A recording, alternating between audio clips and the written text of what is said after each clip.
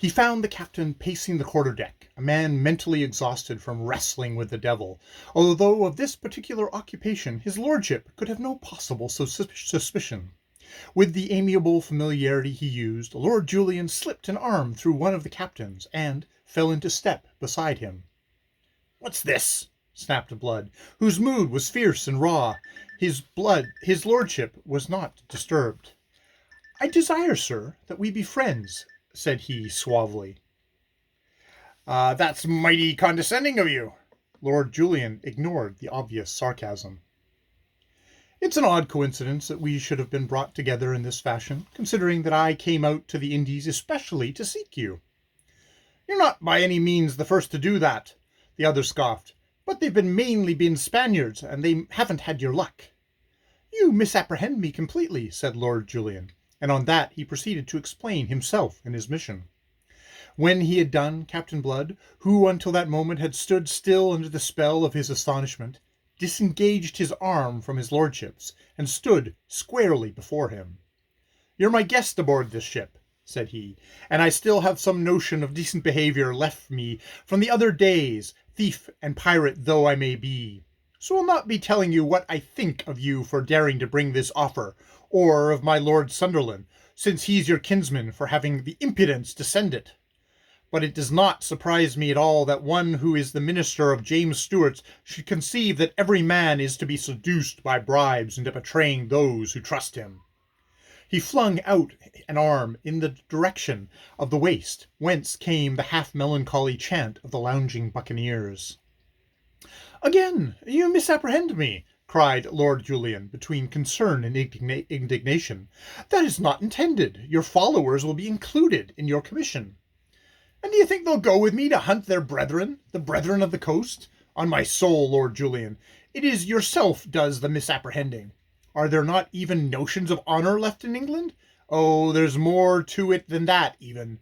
Do you think I could take a commission of King James's? I tell you, I wouldn't be soiling my hands with it, thief and pirate's hands though they may be. Thief and pirate is what you heard Miss Bishop call me today, a thing of scorn, an outcast. And who made me that? Who made me thief and pirate?" "If you were a rebel," his lordship was beginning. "Ye must know that I was no such thing. No rebel at all. It wasn't even pretended. If it were, I could forgive them. But not even that cloak could they cast upon their foulness.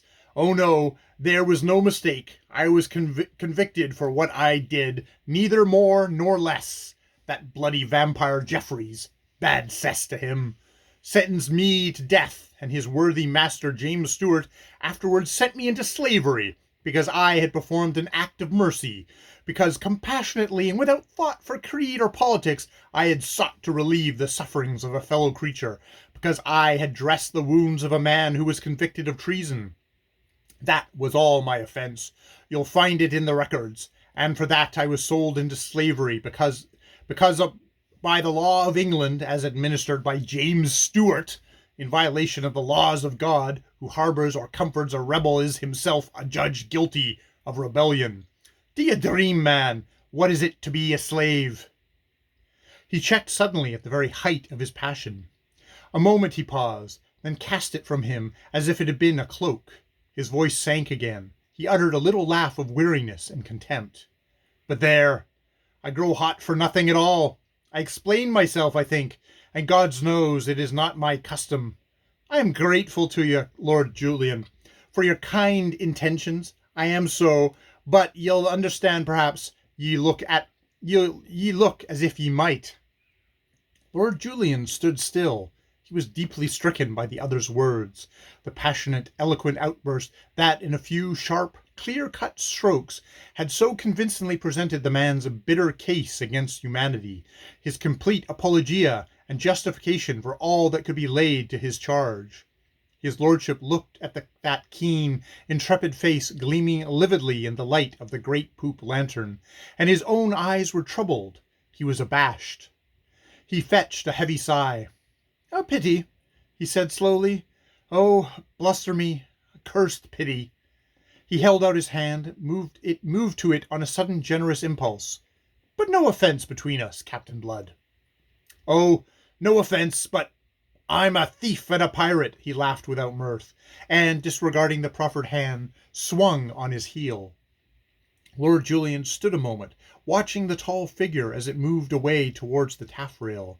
Then, letting his arms fall helplessly to his sides in dejection, he departed. Just within the doorway of the alley leading to the cabin, he ran into Miss Bishop. Yet she had not been coming out, for her back was towards him, and she was moving in the same direction. He followed her, his mind too full of Captain Blood to be concerned just then with her movements. In the cabin he flung into a chair and exploded with a violence altogether foreign to his nature. Damn if I had ever met a man I liked better, or ever even a man I liked as well! Yet there's nothing to be done with him. So I heard, she admitted in a small voice. She was very white, and kept her eyes upon her folded hands. He looked up in surprise, and then sat conning her with a brooding glance. I wonder now, he said presently, if the mischief is of your working. Your words have rankled with him. He threw them at me again and again. He wouldn't take the king's commission. He wouldn't take my hand even. What's to be done with a fellow like that? He'll end on a yardarm for all his luck. And the quixotic fool is running into danger at the present moment on our behalf. How? She asked him with a sudden startled interest. How? Have you forgotten that he's sailing to Jamaica, and that Jamaica is the headquarters of the English fleet? True, your uncle commands it. She leaned across the table to interrupt him, and he observed that her breathing had grown labored, that her eyes were dilating in alarm. But there's no hope for him in that, she cried. Oh, don't imagine it. He has no bitterer enemy in the world. My uncle is a hard, unforgiving man. I believe that it was nothing but the hope of taking and hanging Captain Blood that made my uncle leave his Barbados plantations to accept the deputy governorship of Jamaica. Captain Blood doesn't know that, of course. She paused with a little gesture of helplessness. I can't think that it would make the least difference if he did, said his lordship gravely. A man who can forgive such an enemy as Don Miguel and take up this uncompromising attitude with me isn't to be judged by ordinary rules. He's chivalrous to the point of idiocy. And yet he's been what he has been and done, and what he has done in these last 3 years, she said. But she said it sorrowfully now, without any of her earlier scorn. Lord Julian was sententious, as I gather that he often was. Life can be infernally complex, he sighed. End of chapter 20.